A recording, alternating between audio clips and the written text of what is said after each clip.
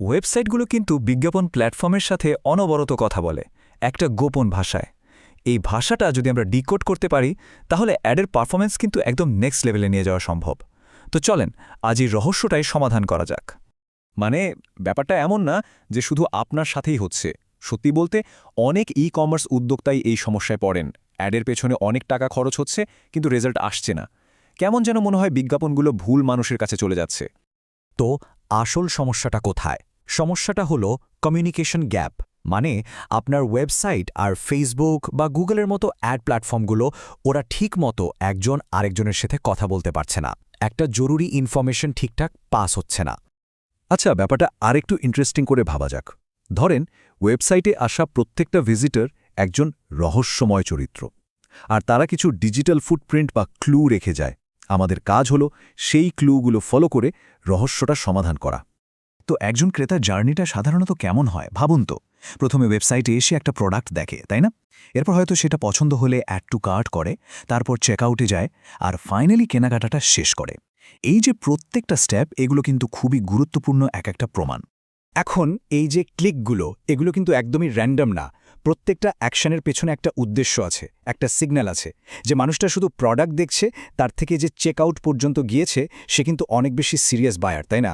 এই ডিজিটাল ফুটপ্রিন্টগুলো আমাদের বুঝতে সাহায্য করে কে আসলেই কেনার দিকে এগোচ্ছে।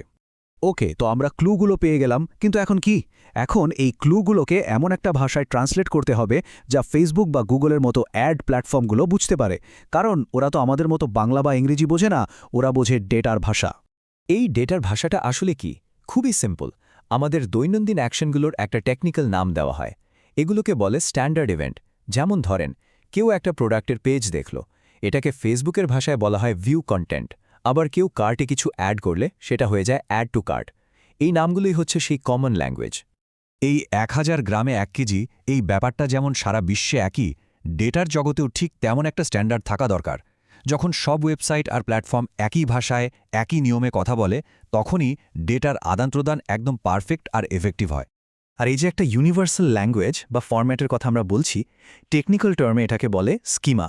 ব্যাপারটা অনেকটা একটা ফর্ম ফিল আপের মতো, যেখানে নামের জায়গায় নাম, ঠিকানার জায়গায় ঠিকানা লিখতে হয়। এই স্ট্রাকচারটা থাকার কারণে ডেটার মিনিং সব সিস্টেমের কাছে একই থাকে। আচ্ছা, সব তো বুঝলাম, ডেটা, ল্যাঙ্গুয়েজ, স্কিমা। কিন্তু প্রশ্ন হলো, ওয়েবসাইট এই সব গোছানো ডেটা রাখেটা কোথায়? এর জন্য একটা গোপন জায়গা আছে, আর সেটার নাম হলো ডেটা লেয়ার।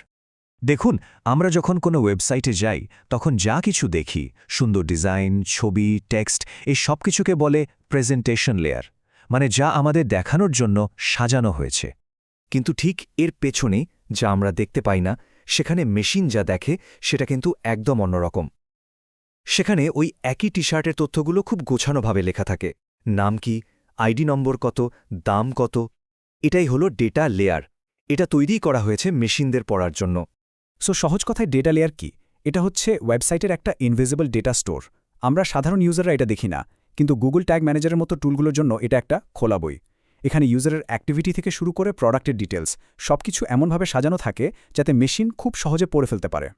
ওকে, তো আমরা এখন জানি যে ডেটা কোথায় আর কিভাবে থাকে। এবার আসল কথায় আসা যাক। এই ডেটা ব্যবহার করে অ্যাডের পারফরম্যান্স কিভাবে ঠিক করা যায়, চলেন সেটা দেখি। এখানেই এন্ট্রি হয় আমাদের গোয়েন্দার গুগল ট্যাগ ম্যানেজার। এর কাজ হলো ডেটা লেয়ার থেকে সব ক্লু বা প্রমাণ জোগাড় করা, এরপর সুন্দর করে একটা কেস ফাইল বানিয়ে সেটা সোজা পাঠিয়ে দেওয়া ফেসবুক বা গুগলের কাছে। আর এতে লাভটা কি হয়?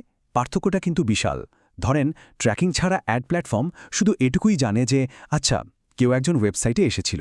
এটা খুবই ভাষা তথ্য, তাই না? কিন্তু প্রপার ট্র্যাকিং থাকলে প্ল্যাটফর্মটা ঠিক এটাই জানতে পারে যে একজন কাস্টমার একটা $24 শার্ট দেখেছে, কার্টে অ্যাডও করেছে, কিন্তু কেনেনি। ভাবুন তো কতটা স্পেসিফিক আর কাজেরই তথ্যটা। আর এর ফাইনাল রেজাল্ট? অ্যাড প্ল্যাটফর্মের যে এআই বা আর্টিফিশিয়াল ইন্টেলিজেন্স আছে, সেটা আর আন্দাজে কাজ করে না। এই নিখুঁত ডেটা পেয়ে এআই ঠিক সেই ধরনের মানুষকে খুঁজে বের করে যাদের আসলেই আপনার প্রোডাক্টটা কেনার সম্ভাবনা সবচেয়ে বেশি। তো শেষ করার আগে একটা প্রশ্ন রেখে যাই। আপনার ওয়েবসাইট কি অ্যাড প্ল্যাটফর্মগুলোর সাথে এই ভাষায় কথা বলতে পারছে?